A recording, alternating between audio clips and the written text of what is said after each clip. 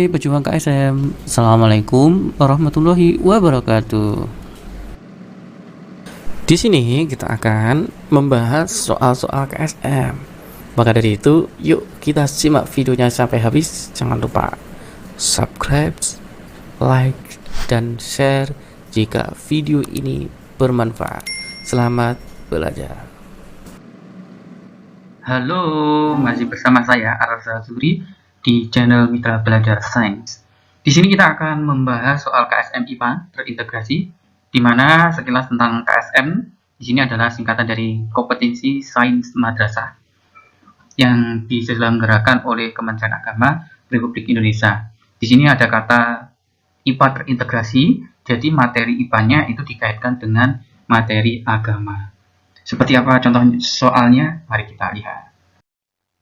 Di sini ada sebuah soal yang diambil dari soal simulasi KSM tahun 2021 dan juga sekaligus soal KSM tingkat kabupaten tahun 2019. Oke, kita bahas di sini. Kita baca dulu soal pertama. Debit air yang sampai ke kincir adalah titik-titik. Tidaklah kamu melihat bahwasannya Allah menurunkan hujan dari langit. Lalu kami hasilkan dengan hujan itu buah-buahan yang beraneka macam jenisnya. Dan di antara gunung-gunung itu ada garis-garis putih dan merah yang beraneka macam warnanya. Dan ada pula yang hitam pekat. Quran Surat Fatir ayat 27. Termasuk air terjun menjadi bagian penting dan keindahan di sekitarnya. Keindahan air terjun merupakan salah satu karunia Allah Subhanahu wa Ta'ala pada bangsa Indonesia. Perhatikan gambar air terjun berikut. Di sini air terjunnya itu memiliki ketinggian 10 meter. Air terjun digunakan untuk pembangkit listrik tenaga air berdaya listrik 800 watt dengan efisiensi generator 80% dan massa jenisnya 1000 kg per meter kubik serta percepatan gravitasinya 10 meter per sekon persegi. Cara mengerjakan langkah pertamanya yaitu kita menentukan mana itu pertanyaannya, mana itu kalimat penunjangnya, dan mana itu kalimat yang diintegrasikan dengan mapel agama. Oke, kita kupas satu-satu. Di sini ada kalimat yang terintegrasi agama yang saya kasih warna merah. Ini kaitannya dengan mapel agama, yaitu mapel Quran Hadis. Yang mana mapel Quran Hadis ini sangat erat kaitannya dengan soal yang ada di sini. Yang kedua, ada kalimat pertanyaan, yaitu yang ditanyakan adalah debit airnya. Yang ketiga, ada kalimat penunjang untuk penyelesaian pertanyaan dalam soal. Yang mana nanti kalimat penunjang ini sebagai bala bantuan untuk mengerjakan atau menyelesaikan kalimat pertanyaan, yaitu mencari debit air. Oke, kita kerjakan satu-satu. Ini saya jadikan satu untuk soal IPA-nya agar kita terfokus saja. Yang pertama, kita harus tahu konsep debit air. Debit air ini. Nah, debit air ini apa pengertiannya? Debit air adalah volume zat cair yang mengalir pada suatu penampang atau yang bisa ditampung tiap satuan waktu. Nah, di sini kata kunci dari debit air itu memiliki namanya apa? Volume zat cair yang mengalir. Ini yang pertama. Yang kedua yaitu memiliki namanya waktu untuk penampungan airnya. Jadi ada satu, ada dua. Jadi ada dua kata kunci dari debit air. Nah, di sini secara matematis dirumuskan Q sama dengan V per T. V di sini adalah volume, kalau T-nya itu adalah waktu, sedangkan Q-nya itu adalah debit air. Atau kita bisa menggunakan rumus debit air yang satunya, yaitu menggunakan Q sama dengan PA listrik dibagi efisiensi dikali massa jenis dikali percepatan gravitasi ini dan dikalikan ketinggian. Nah, ini rumus yang saya kasih warna hijau ini untuk mengerjakan soal yang ada di sini. Nah, kok bisa mendapatkan rumus ini dari mana? Oke, kita jabarkan satu-satu. Kenapa kok dapat rumus ini? Jadi ini diturunkan dari rumus pada soal pertama, yaitu pada kalimat air terjun digunakan untuk pembangkit listrik tenaga air berdaya listrik 800 watt dengan efisiensi generator 80%. Dapat diartikan sebagai berikut. P listrik itu memiliki nilai efisiensi dikali P air. Jadi ketika tekanan pada air ini dikalikan dengan efisiensi generatornya 80%, itu akan menghasilkan daya listrik. Seperti itu artinya. Nah, di mana di sini tekanan pada air itu memiliki rumus yaitu energi dibagi dengan waktu. Nah, karena di sini ada namanya ketinggian suatu benda, ketinggian dari air terjunnya ini, maka energinya itu dipakai energi potensial. Kenapa kok dipakai energi potensial? Karena energi potensial itu berkaitan dengan ketinggian. Kalau yang berkaitan dengan kecepatan atau dipengaruhi oleh kecepatan, namanya energi kinetik. Di sini energi potensial ini memiliki rumus yaitu M kali G kali H.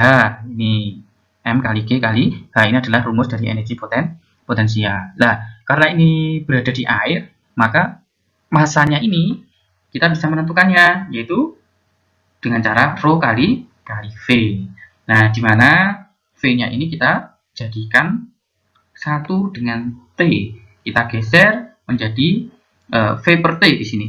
Kita geser. Akhirnya rumus daya listrik itu adalah sama dengan efisiensi kali Rho massa jenis dikali G percepatan gravitasi dikali H tinggian dan V per T. V di sini adalah volume, bukan kecepatan ya, tapi volume dibagi waktu. Masih ingat volume bagi waktu tadi apa? Iya, betul. Volume bagi waktu itu adalah debit air.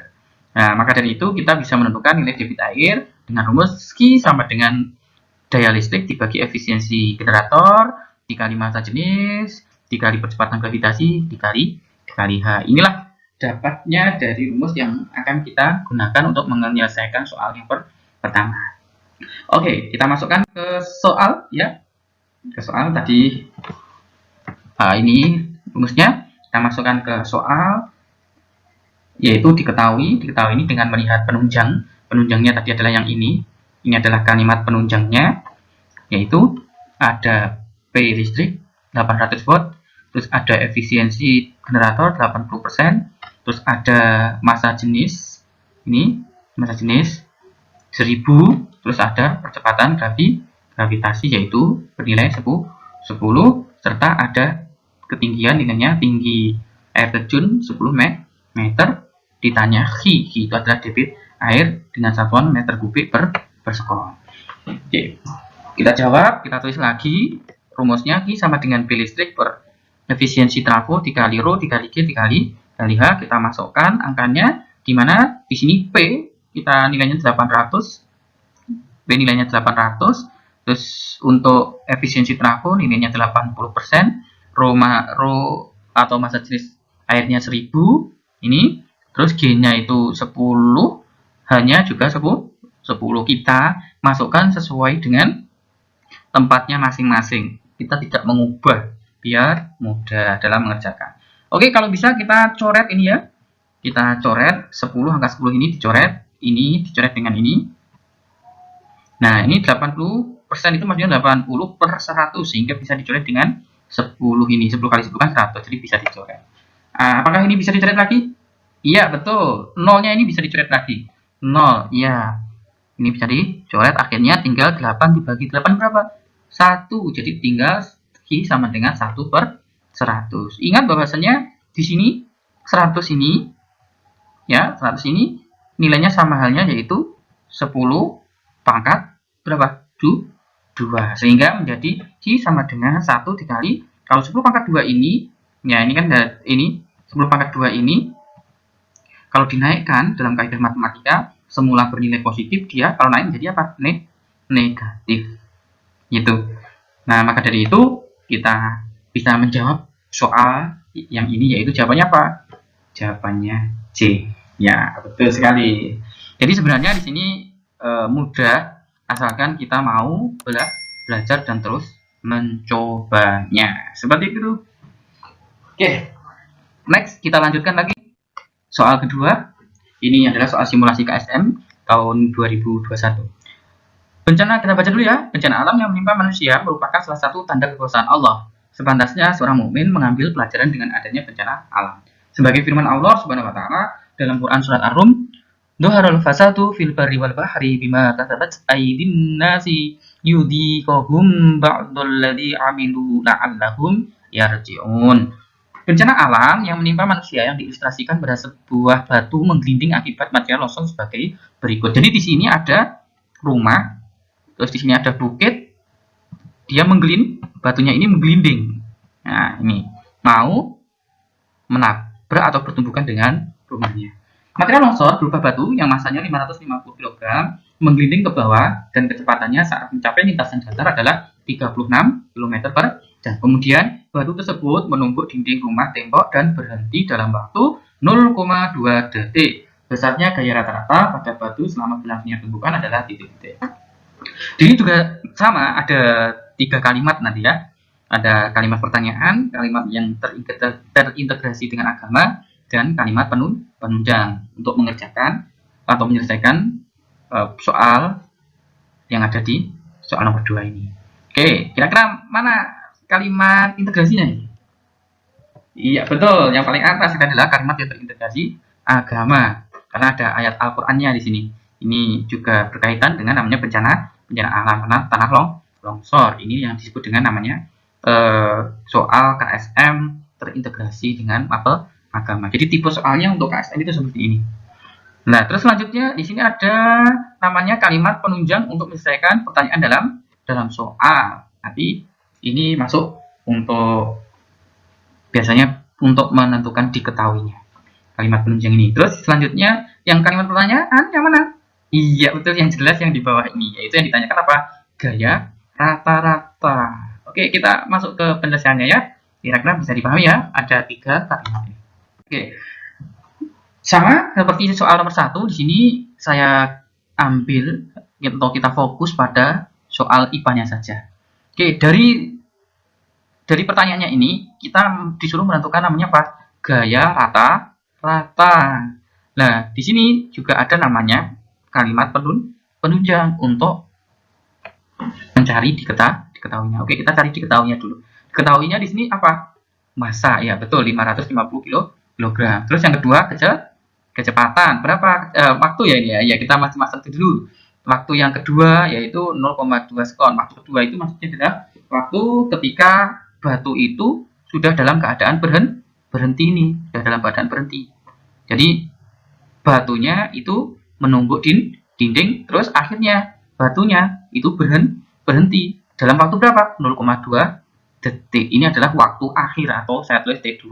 Nah, waktu awalnya berapa? Karena waktu awalnya bendanya itu berhenti, maka waktu awalnya itu 0 atau T1-nya nilainya 0. Terus selanjutnya untuk kecepatan awalnya berapa tadi?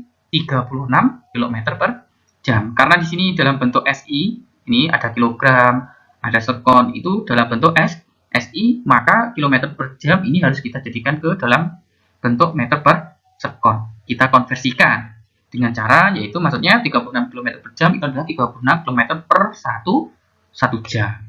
Tuh. Oke. V1 sama dengan 36 kali 1000 meter. Dapatnya 1000 dari mana?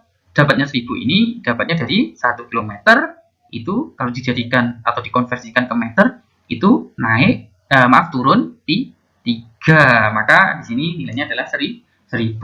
Dan sedangkan dapatnya 3600 itu dari mana? Dari 1 jam dijadikan ke sekon, nilainya adalah 3600 sehingga bisa dicoret. Nolnya bisa dicoret, tinggal 36 kali 10 nilainya 360 dibagi 36 berapa? Nilainya 10 meter per sekon. Ini adalah kecepatan awal dalam satuan meter per sekon. Nah, karena bendanya tadi awal-awalnya berhenti, maka nilainya untuk kecepatan akhirnya berapa? Iya, karena kecepatan akhirnya adalah 0 karena kecepatan awalnya 10 meter per sekon, untuk kecepatan akhirnya karena bendanya tadi berhenti, maka dia tidak memiliki namanya apa? Waktu. Tidak memiliki namanya kecepatan, maka kecepatan akhirnya nilainya 0. Yang ditanyakan adalah F dalam satuan Newton. Oke, dijawab. Soal ini berkaitan dengan hubungan antara impuls dan momentum.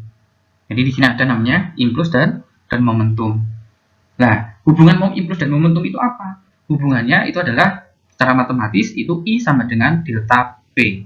Jadi impuls itu disimbolkan dengan huruf I, sedangkan momentum itu disimbolkan dengan huruf B. Nah, kalau I itu memiliki rumus apa? I itu adalah F kali delta T. F kali delta T itu adalah F-nya itu adalah gaya, sedangkan delta T-nya ini adalah perubahan waktu. Kalau momentum itu, perubahan momentum itu memiliki rumus M itu massa, V-nya ini adalah kecepatan akhir dikurangi kecepatan akhir dikurangi kecepatan awal. Selanjutnya kita masukkan angkanya ya, atau kita jadikan cari dulu, masukkan F-nya dulu. F sama dengan M dikali V2 min V1 per T2 min T1, karena delta itu selisih, jadi selisih yang akhir dikurangi selisih yang awal. Selanjutnya kita masukkan sesuai dengan tempatnya masing-masing, M-nya 550, V2-nya 0, V1-nya 10, T2-nya 0, T1-nya 0,2. Kita hitung 0 kurangi 10 berapa? Min 10. 0 kurangi min 0,2, min 0,2. Jadi tinggal nilainya adalah 550 kali min 10 dibagi min 0,2. F sama dengan dikalikan jadi min 5500 dibagi, ini karena desimal, biar kita mudah mengerjakan atau menyelesaikan soalnya, kita buat pecahan biasa menjadi 0,2 ini menjadi 2 per 10. Akhirnya kita naikkan jadi min 5500 dikali min 10 per 2. Min kali min berapa? Jadi plus 10 bagi 2 5. 55 kali 5 nilainya adalah 27.500. Sehingga kita bisa menjawab soal nomor 2, yaitu jawabannya B. Betul sekali.